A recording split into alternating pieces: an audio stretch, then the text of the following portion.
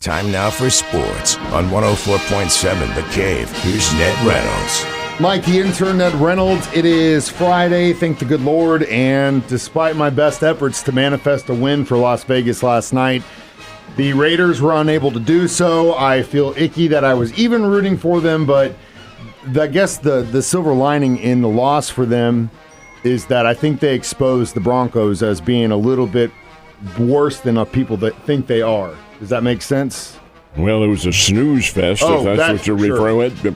Hold the line. But I'm wondering, and the more I watched it, the more I thought, this is a team that is about to be 8-2 on the year. They didn't get that way playing this. Are they playing possum? Were they just holding back on offense? First of all, I've said this before on this show and others, and as long as the Las Vegas Raiders have Geno Smith, their quarterback, they're not going anywhere. He can't do it. Why? I appreciate what Coach has done to bring him along from Seattle and all that, but he's beyond the realm of productivity, so hey, get him out of there.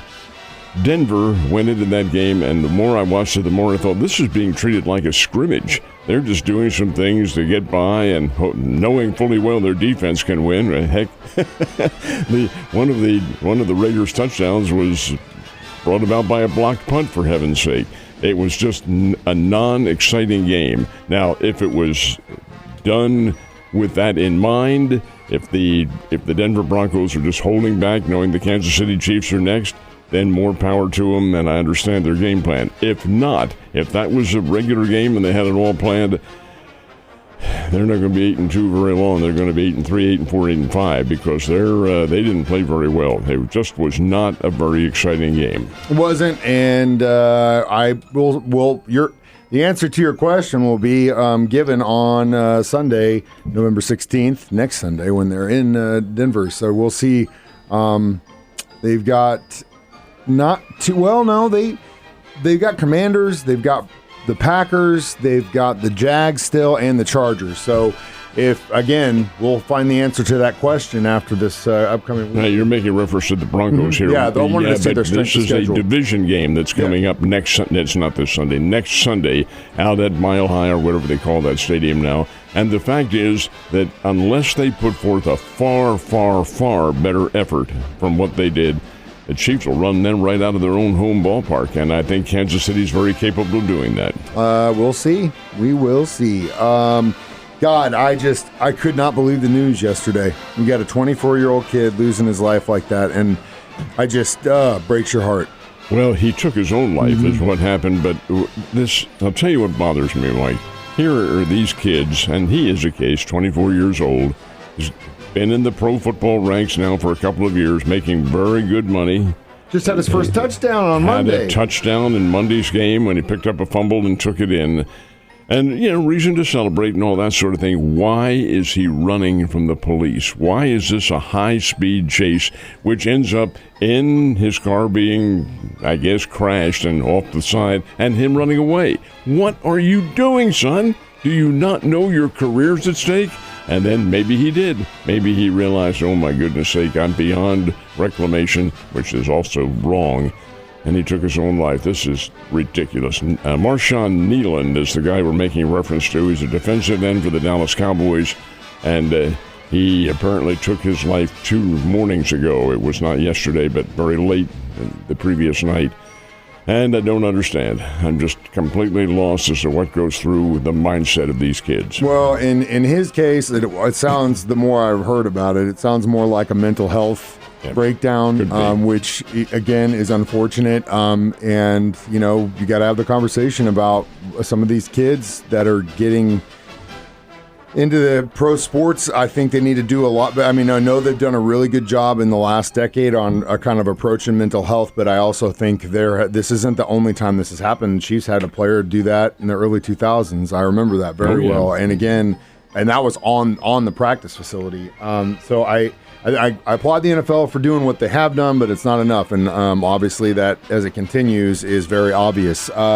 while that, whatever you called it earlier, snooze fest Thursday night game was going on, St. Louis Blues were were facing off with the Sabres, and they were up 1 goal the last time I checked. Did they finish with the dub? They did, and they finished with a shutout as well. Now, keep in mind now, the Blues had to be tired. They were in Washington, D.C. the night before and got blasted by the Washington Capitals. Go to play the Buffalo Sabres, and I don't really think the Sabres are very good. And the Blues were able to outskate them. 3-0 was the final score. St. Louis comes away with a win. They needed that win. It's their 5th of the year against 8 losses. And again, and we have to emphasize on this, the Blues were in last place on New Year's Day back in 2019. They came on to win the Stanley Cup. Nothing is lost. Many of the games are being played early this year because of the Olympics coming up, and National Hockey League will be off for 2 weeks. But over and above that, hey, you got to make the hay while you can, and I think they're going to try to do that. And it is a big night for our high school prep football boys that are going to be vying for excellence in the postseason. What should we be watching? Well, this is the second round of the state playoffs coming up now. First round, obviously, was last week. Not all the teams played. There were a number of teams that had byes because of the way the districts worked out. But the second round has everybody playing Nixa and Ozark. This is that the Highway 14 rivalry, which is about 4 miles, as a matter of fact. They played at the end of the season in Ozark. This time the game is in Nixa. Nixa won the game in Ozark handily, and they are expected to win it again tonight. They square off in Nixa. First game coming up for the Nixa Eagles in the playoffs. Springfield Catholic is host to Forsyth. Kickapoo plays down in Joplin. Glendale travels to Jefferson City to meet Capital City. That's a relatively new high school up there. And Republic is host to Webb City, and they are among the many second-round games going on all across the Ozarks. There are a number of others. These are the ones pretty much closest to the city, and it should be and will be a very big night. Go get the glory. The National League Silver Slugger Award winners were named last night. We get any Cardinals in that list? One. There is one. The Silver Slugger. You think, oh boy, the team had a terrible year. You mean they have somebody who was the Silver Slugger? They do. Alec Burleson, kid out of East Carolina University. And this is interesting, too, because it's a new category that Major League Baseball put in last year or 2 years ago. I'm not sure when it was, but very recently. And it's called the utility category. It's not first, second, third base, or catcher, right field, left field, nothing like that. It's called the utility category. And Alec Burleson won the Silver Slugger Award in that category. So congratulations to him. And indeed, he should be back next year and have another banner year. We have got the news that the St. Louis Cardinals, on that note, will actually be down here to face off with the Springfield Cardinals in an exhibition game next year. That's exciting. It is, and it's the first time in, well over a decade that the St. Louis Cardinals have come down here. I think maybe 2011 or 2012 was the last time they were here to play at Hammons Field. But it will be the St. Louis Cardinals versus the Springfield Cardinals, and it is going to be on March the 23rd, and it will be a night game at Hammons Field. And you say, boy, March the 23rd, you're really just out of winter there. Well, the baseball season is starting early. It starts in late March, as a matter of fact. The Cardinals go from here to St. Louis and get ready because they open up 3 days later hosting the Tampa Bay Rays, and that'll be the start of the regular season. So this, according to the schedule, is the last of the exhibition games for the St. Louis Cardinals, and it'll be March the 23rd at Hammons Field. Should be an exciting time. Always is when the big brothers come down here to play the small fry, so to speak. Ned, you have a wonderful weekend, and I'll see you on Monday.